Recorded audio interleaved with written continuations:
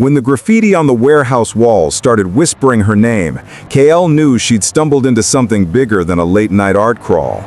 The streets of Ironspire, a gritty coastal town where rust and rebellion clung to every surface, pulsed with the kind of energy that made your skin hum.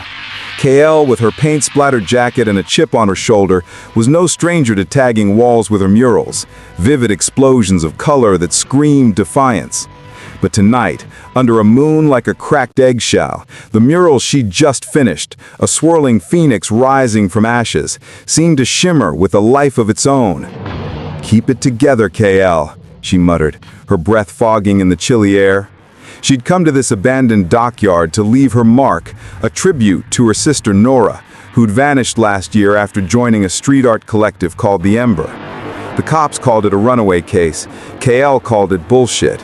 Now the mural's eyes, Nora's eyes, glowed faintly, and a voice, soft as spray paint hissing, said, "Find us." Her heart jackhammered. Was this a prank? A hallucination from too many sleepless nights? Suspense coiled like barbed wire. Kael followed the whispers, spray cans still clutched like a talisman, through rusted gates to a hidden basement. Inside, flickering LEDs lit up walls covered in murals that moved, dancing figures, shifting cityscapes.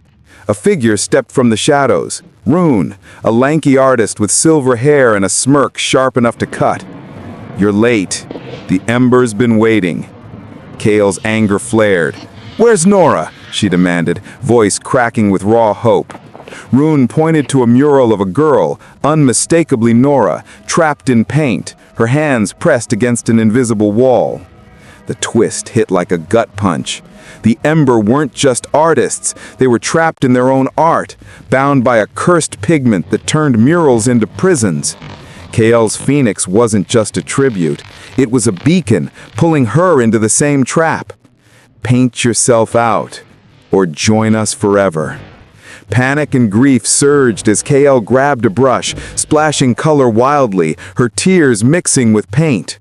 The mural shimmered, Nora's hand reaching out. But was it to save, or to pull Kael in? As dawn bled over Ironspire, Kael stood alone, paint dripping from her fingers, the mural blank. Had she freed Nora, or lost herself? The whispers were gone, but the walls watched, silent. In a town where art was life, Kael wondered if freedom was just another stroke.